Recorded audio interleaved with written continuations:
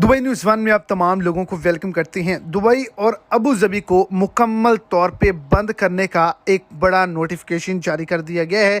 बहुत ही ज़्यादा अफसोसनाक हादसा पेश आया है। सबसे बड़ा वाक़या पेश आने के नतीजे में एक बड़े हुक्मनामे को जारी कर दिया गया है, क्योंकि यहाँ पर लाशों के ढेर लग चुके हैं।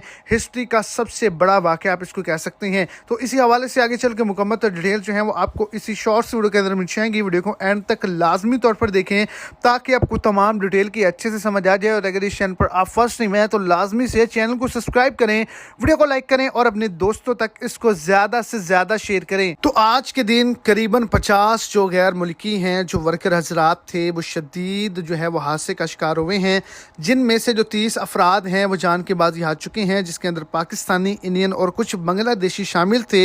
ये शिरके की एक बस थी जो एक जगह पर दूसरी जगह जा रही थी, लेकिन इसका रोड पर एक्सीडेंट हुआ, जिसके नतीजे में ये तमाम के तमाम जो लोग थे ये हादसे का शिकार हुए।